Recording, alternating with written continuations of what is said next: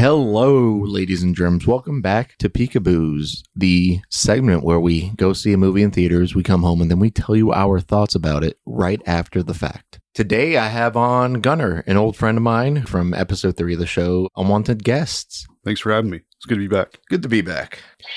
Because we are in 2025. It's been a good minute since y'all have had a healthy dose of spooky show, and I won't lie, we have a couple of rounds in the barrel. I say at least 5, but it's going to be a little minute before they are up and running, so you're going to have to settle for these peekaboo type shows. And today, we have happened to see Nosferatu. I had to.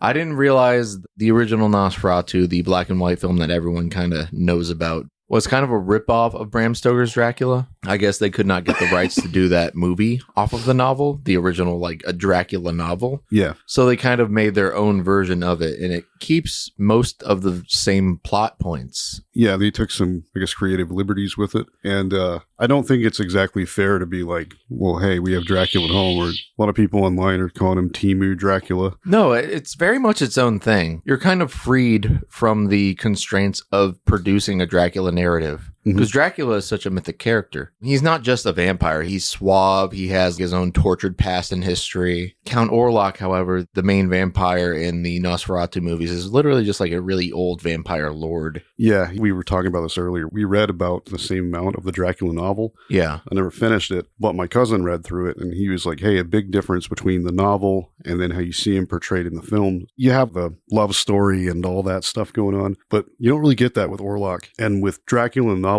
you don't get that as much either. He's very much evil and nasty. And one cool thing they did, they kept his mustache. Lore accurate Dracula has a big revolver ocelot mustache. Olivia and I watched our way through the Castlevania Netflix series, which I highly recommend, the first 4 seasons. It's phenomenal. But they do portray Dracula as a sympathetic figure. He's an immortal monster with all sorts of unworldly science, but he has a soft side too. He takes a human wife, and a bunch of people in the religious Inquisition murder his wife. And it's essentially a revenge story about him being mad they took his love away. Yeah, it has that similarity to the movie we watched earlier, the Bram Stoker. Yeah. It was Coppola that did that one, right? Francis Ford Coppola, yeah. We were trying to do our prep before we saw this movie. We watched the black and white Nosferatu. We got about 30 minutes into that before we couldn't get any further in that. I do think there are some cool takeaways from that, though. It's a silent film, and I guess that already is like 103 years old this year. Yeah. The most striking thing in the movie is the actor that played Count Orlok, Max Schreck. He's the iconic, like, a very, very gaunt and thin, pronounced features, big pointy teeth, bald. But I had heard, like, oh, no, they didn't really have to do any makeup. They just gave him a shirt. Like, he really is. That's the guy, what he looks like. But I don't think that's true. I looked up the Wikipedia, and he looks way more normal. But I haven't done research on it either, but that sounds right, that it would be something people embellish over the years. But doing our prep, we also watched Bram Stoker's Dracula, which is easily one of my favorite films of all time. I'd have to say the same. I pretty much always watch that movie if it's on. I remember I was flicking around on TV channels when I was like 12 or 13, and I saw that on TV, and I was like, oh my God. Yeah, my aunt had it on VHS on the display, and it had, the viewers can't see this, but you have the cover of that pulled up right now, and I was like, that looks really scary. That's like almost like a Dracula door knocker. Yeah, carved in stone, and then in blood it says Bram Stoker's Dracula. Yeah, you're like, what? It looked awesome. I was like, I have to watch that. And they're like, no, it's too scary. And they just told me it was scary. I don't know if it's not for you, boy. Yeah, I don't know if they were also considering all the titties and violence. It's a sexy movie. I'm not going to try and sugarcoat it. Isn't that what Gary Oldman said in the interviews? He called it a horny movie. It's not a horror movie. It's a horny movie. It's all the above. They really play into the love story aspects of it. And I think that's what makes the movie very endearing. The main character is a realtor, and this is the baseline narrative for all of these movies. A realtor has to contend with a client that is in the Carpathians, a very rural part of Romania. This old Count Lord wants to buy land in the Dracula movies, England, in the Nosferatu movies in Germany. And it turns out to be an old vampire. Yeah, I hate when that happens. Needless to say, the realtor goes out there, he has a bad time, and then the vampire in question returns to the land the realtor was trying to sell and essentially grabs up his wife or fiance. Yeah, he has some sort of fixation on her. That's common across both movies. The Dracula timeline of these is a little more understandable. The woman in question is like a reincarnation of his deceased wife that he lost in his religious conquest. He's like, God, how could you do this to me? Let my wife pass away while I'm fighting wars for you. Yeah, he's like, I'm employee of the month. What is this? And I gotta say, and I'm sure a couple of viewers will be quick to correct this, I don't remember, at least I didn't get far enough in the novel to know if that really was part of the backstory or if they kind of took liberties with that in the Coppola film. Yeah, we should state that outright. I'm not entirely sure how Nosferatu as a narrative ends or how the Bram Stoker's Dracula novel ends. We got to be careful airing this part. They're gonna If we they're gonna take our street cred away. Name 3 songs, kind of. Yeah, right. People. Yeah. So we've kind of outlined the baseline narrative. We'll talk very briefly about it, and then we'll go into spoilers just to talk about more actual scenes. This was a film by Robert Eggers, a director I generally like a lot. He's made The Witch, The Northman, The Lighthouse. Mm-hmm. To be entirely honest, I did not like The Witch when I saw it initially, just because I felt like there was more I needed to see from it. But the positives of that movie is that it's a very accurate period piece. It's incredibly well shot, acted. It's been out for almost a decade at this point. I do enjoy it. I don't have any criticisms of it aside from that it doesn't compel me very much. Yeah, I'd pretty much be in the same boat. And like I said, I watched it one time with somebody and we were kind of talking. It was kind of in the background. I didn't really get to take the movie in. Now, one thing I will say about his movies is you can't go into him expecting like huge, extravagant set pieces and action-packed stuff. You have to pay attention. It's a lot like an old novel. And when I say all that, it's not me, having any gripes with the movie. It's just like, prime example, The Northman. I know we're not talking about it, but I was kind of deceived by the trailers, where it's way more of a drama than action. You get some, sword fights and murder, death, kill in there, which is cool, but there's a lot more going on. You got to really pay attention to get all of it. Yeah, but without spoiling anything, I would call Nosferatu the scariest Wes Anderson film I've ever seen. Like, Wes Anderson and his cinematography is very picturesque, for lack of a better term. Like, he'll show you the building, and then the person will walk out of the building, and it's so far away that it's almost like you're looking at like a postcard. He'll just start the scene on the point of interest immediately. There were several shots where I was like, that's really cool on its own. It'd be cool, like desktop background. Another way to look at it, and we've already seen this, is it made a lot of memes. I was trying to avoid them before I saw the movie, but meme potential is huge on this one. Yeah. We've seen some ones I can't talk about, but I'll send them to you later. There's a prosthetic they use for Count Orlok's piece, his genitals, for lack of a better term, that Nick Holt apparently got like framed and sent to him from Robert Eggers. I didn't know about that story. Yeah. That's crazy. And if we're transitioning into actors from this, I think the acting across the board was great. If I had any critique of the movie, it would not be at all with the actors, the cinematography, or the score. Nick Holt was great. He played the role of the realtor that is sent out to court Count Orlok to buy land in Germany. He's the sheep sent to the slaughter. His blushing bride to be, I think it's wife, right? Like actual married wife. Yeah, they were married in this one. Lily Rose Depp plays the role of Ellen, Thomas's new Thomas wife. Hutter. We can't say Harker or they'll get sued. Harker, Hunter. Yeah, I remember Jonathan Harker and Dracula. So she does a really good job too. Yeah, I thought so too. And I had never seen her in anything else, but really good job.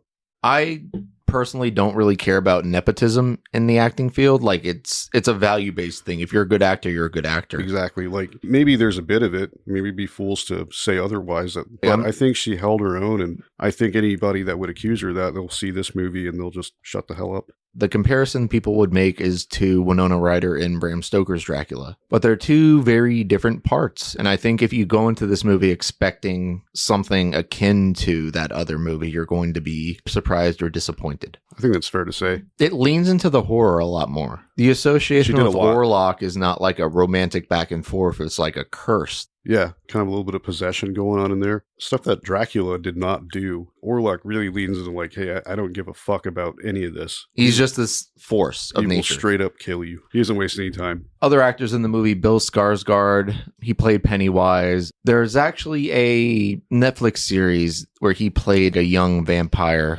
Hemlock Grove or something like that. Didn't that have the crazy werewolf transformation where like their eyeballs fall out and stuff? Or is that something else? Was exactly Hemlock Grove. So that's almost like a Twilight or Vampire Diaries type narrative where there are vampires and werewolves living in the same town, and you kind of have the younger, more teenage vampires and werewolves teaming up to like face some other evil. Gotcha. So like other creatures and stuff running amok. Yeah. And Yeah. Bill Skarsgård played the vampire Harry Osborn-esque heir to the dynasty. Right. And he was good in that.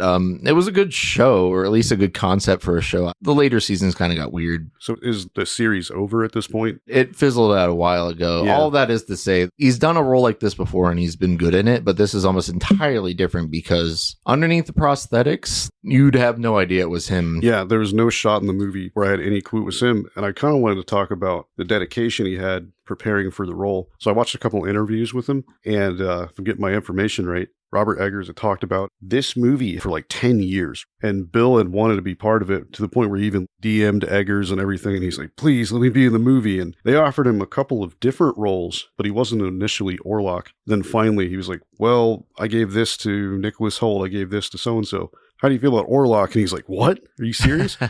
And the amount of work that he put into the character to do the voice, he went through a lot of preparation, and he trained with an opera singer, and rumor has it, like, practiced Tibetan throat singing. He, like, pretty much found a way to lower his voice like a whole octave. When he talks, you can hear his rasp, and he's almost like speaking through the growl of his inhale and exhale. And another thing about the inhale-exhale is he would take these deep gasps before he would talk or yell or something. I thought that was a really cool detail. And the amount of prosthetics, like you were talking about, you have no idea it's Bill. Entirely unrecognizable. And I think Bill said they took several hours even just to get his hands right. The dedication is there on almost every level. The individual parts of this movie are almost all like 9 or 10 out of 10. Mm-hmm. It's just all those individual parts don't necessarily add up to something that I'm over the moon for. And I'm confused by that in the same way that I was for like The Witch. I don't know. I liked it. It was familiar, obviously. It was just cool to see vampires scary again. I know a lot of people have been saying that, but it's true. Warlock's not trying to really woo anybody. He's there to take things. And despite what the comment sections say, you know, there's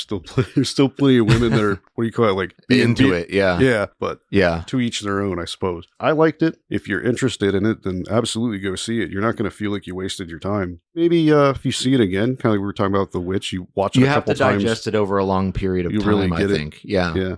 I'm excited to go back and see if I can catch more details. Maybe if I watch more behind the scenes. I love stuff like that. I'm kind of a nerd about it. I also had to undo the connections I had to the previous versions of the characters portrayed. This, you'd kind of have to come in completely raw. Like, you'd need to not have any preconceived notions about these characters. Even how Thomas's boss that sent him down to Romania treated him before he got out the door was very similar in this movie to the black and white. And we're kind of laughing at the intro of the 1920s one. It's like, this is very happy and bouncy, and and everyone's very expressive because there's no dialogue. Yeah, you almost thought they were going to like put a pie on the window and like birds would float to it. It is a silent film, but it actually gives you a lot to read. Yeah, you have cards every now and again explaining dialogue or exposition. Yeah, because I was worried that I would miss a lot or they wouldn't be able to convey something, but I was able to read it. Yeah. And they said really funny things. What did they call Romania or Transylvania, a land of phantoms? Yeah, the land of phantoms and gypsies. I enjoyed it. I definitely need more time to either view it again or just digest it. Almost everything individually I could rank this movie for were great. The sound was great. The cinematography was interesting and compelling, if not a little bit understated. It wasn't